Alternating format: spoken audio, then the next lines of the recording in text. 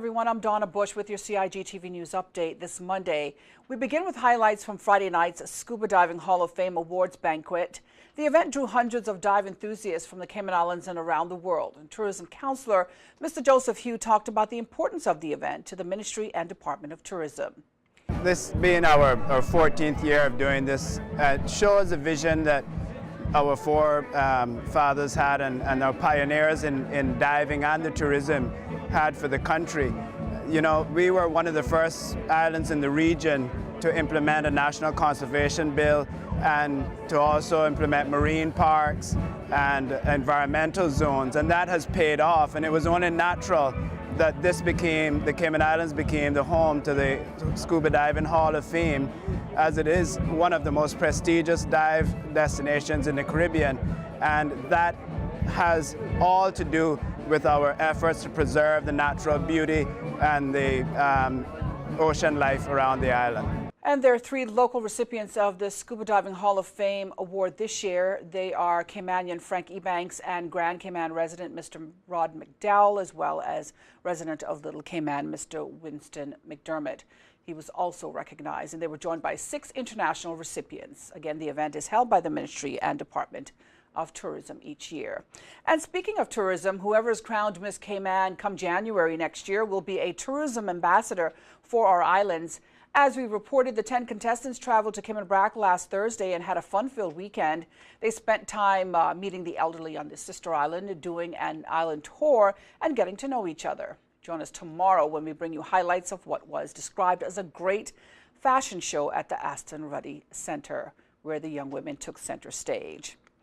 Meantime, staff of the Family Resource Center are always busy organizing workshops, seminars, conferences, and various gatherings for families in the Cayman Islands. This week and next week is no exception. Let's hear more now about some of the events taking place starting this Wednesday. On Wednesday, which is October 15th, we're having a Take a Stand conference that will be happening at the Georgetown Library from 5:30 to 8:30 p.m. Light dinner is provided, and we're encouraging the entire family to come.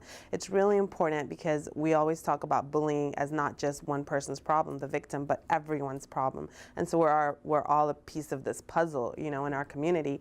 And so we're having age-appropriate sessions, and since the entire family is welcome, we have sessions catered to 3 to 6-year-old children, 7 to 11, teenagers as well as adults. And with the adults, we'll be touching on cyberbullying as well. Teenagers will have access to that session too, as well as family bullying and sibling bullying. A lot of the times we tend to look at, you know, sibling bullying and talk about it as if it was sibling rivalry, but they're very different, you know. And cyberbullying, sibling bullying, sorry, has, you know, it's looked at as if it's normal, but it's really not. It can be very detrimental to the child and have effect on their confidence and self-esteem. So we'll give parents tools on how to identify these and how to treat them and tackle them within the home.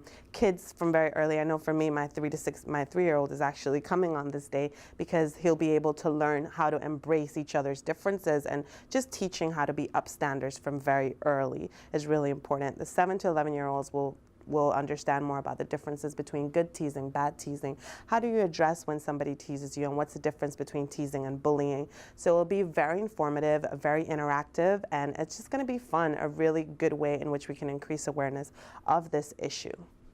And what we're asking is that everyone, you know, who wants to participate in bringing awareness to bullying to the Cayman Islands to wear a pink stood-up t-shirt, to say, hey, you know, we're not going to be silent bystanders anymore, and that this is not okay. You know, bullying is not a rite of passage for childhood, and we feel it's very important to bring awareness to the Cayman Islands how detrimental it is and the negative effects. And so the more we bring awareness to bullying, the more people realize, hey, this is not okay. You know, we need to do something about it.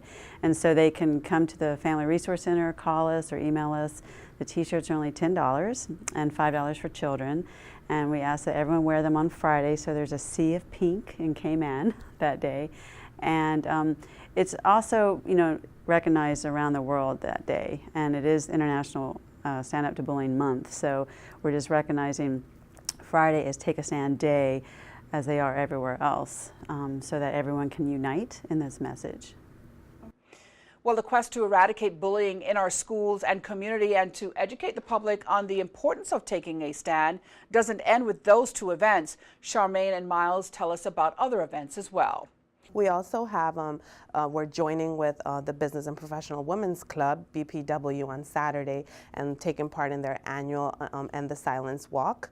And so what we're doing for that is joining, and we're going to be also representing with the bullying shirts, you know, our pink shirts. So we encourage everyone to purchase their pink shirts. Like Miles said, you know, to have a sieve pink shirts will be wonderful. And just once again, increase awareness, because bullying and abuse is parallel. You know, it has a lot to do with the imbalance of power and control. And so that's why we just thought it would be really fitting to join along with BPW for this cause.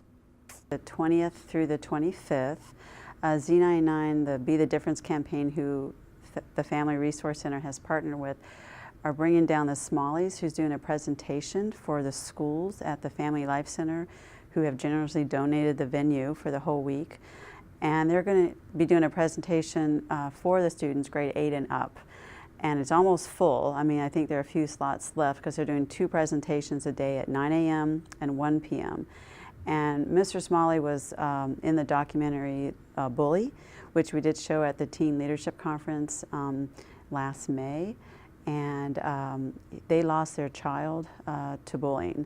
He was 11-year-old Ty, and he was bullied, and he took his own life. And so they're spreading the message all around the country, the U.S., to teach children, you know, this is not okay. And it's called Stand for the Silent, and it's a very powerful presentation and message. And the Family Resource Center with the Counseling Center will be there to provide support for the children if they should need it, because it is going to be a very emotional presentation for the students. And for more details on these and other FRC events, you can give them a call at 949-0006 or email them on frc@gov.ky. The National Museum is looking for a few good volunteers to help them wash archaeological materials from 8 a.m. to 3 p.m. this Tuesday, October 14th, and from 8 a.m. to 5 p.m. on Wednesday, the 15th. The museum will be hosting 2 material washing events. If you're able to assist with the washing and cataloging of these important historical objects and fragments, you could also give them a call on 949-8368. That's 949-8368 at extension 2027. Snacks and water will be provided. Well, if you missed today's news update, you can get all the details on our Facebook page and YouTube channel. And we invite you to tune into Radio Cayman's For the Record and Talk Today shows. That's week mornings and weekdays on Radio Cayman.